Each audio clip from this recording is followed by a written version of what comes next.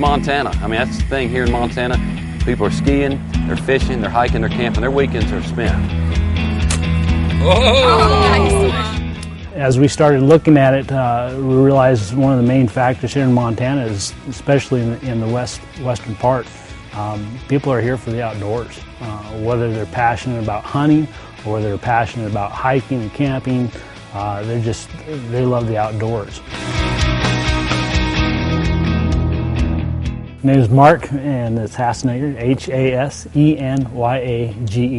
That means rabbit hunter in German. So I was just born into it, that's all.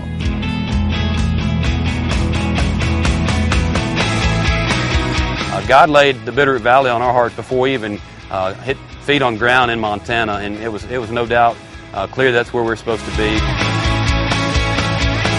Just recently, in this last year here, 2011, it came full circle for us to be back working and plant a satellite campus for Outdoorsman Church. And just this May, Outdoorsman Church Bitterroot was established and started and launched right here in the heart of the Bitterroot Valley, Stevensville, Montana. And it's been a beautiful thing to see God move and to start this new campus, and He's got some cool stuff going.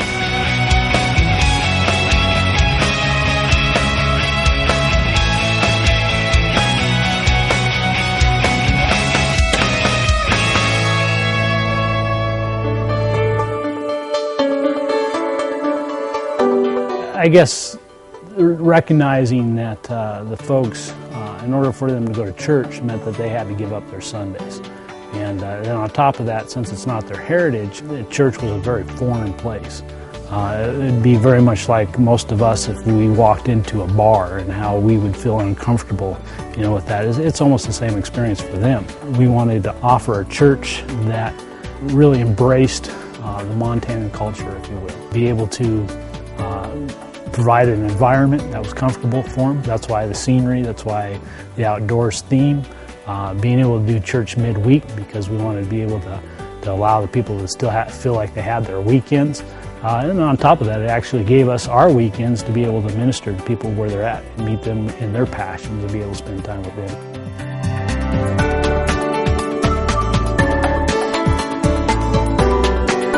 Throughout my whole life, I was never really churched, or I always had preconceived notions about church and that sort of thing. And Outdoorsman Church just really fit the DNA profile that I was looking for, and how they go about it.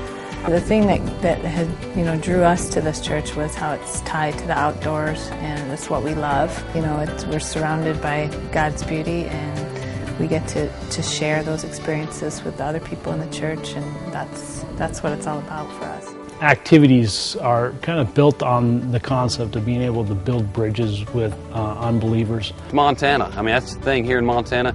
People are skiing, they're fishing, they're hiking, they're camping. Their weekends are spent, and they're not about to give up a time, particularly if somebody that's never been involved in church. And to tell them, hey, quit doing that on Sundays, come sit in the seat and listen to some guy preach, man, it's not real attractive to somebody that's never been there before. So we try to create an environment. Again, it's a solid environment, but it's create an environment where they'll come, break down the barriers that would keep somebody from walking into a church.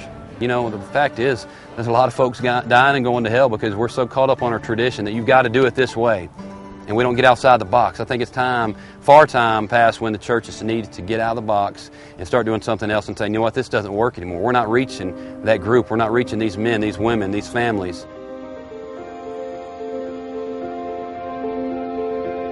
In 2 years, I feel like I've been given a whole new life in 2 years, and actually it's just taken off. It's magnifying each month. I love my church because it's very personal.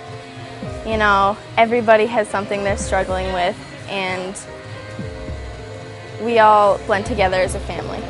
We go home and after our sermon, we pray with each other and talk about what we've learned, and we also look at different ways we can reach out to others. And it's made a big impact on not only our individual lives, but our family as well, and our neighbors and community. It's awesome.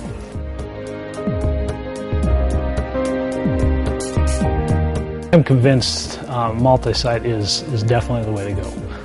I believe, looking at it and reading through the different stuff, I believe that was the original intention of partnering churches, is multi-site. Because it really is more of a team effort. It really is more of a connectedness. It's not just some work or sending somebody out and saying good luck.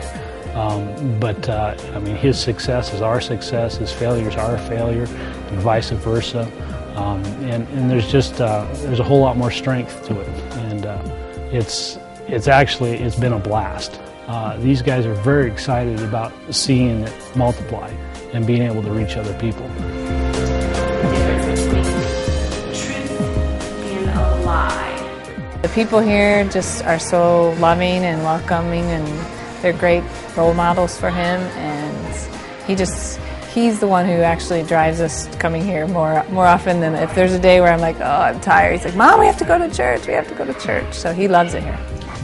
It's just been an awesome thing drawing close to the Lord, especially during times of where life hits you and you realize that you just don't match up to what you're expected of, and it's just a good thing that we have grace because mistakes happen. Our grill man, he grills burgers for us and steaks for us on dinner night there on Wednesday nights, and he said the other night, he said, man, I'm excited about what's happening. For the first time in my life, I'm excited about the fact that I come and I hear the message. And I'm excited, looking forward to the next week, what I'm going to hear, the stories that I'm going to hear, the message I'm going to hear, and what God's going to reveal through the teaching, through the worship and the Word. Just bottom line, it's all about Christ, and how He's moving.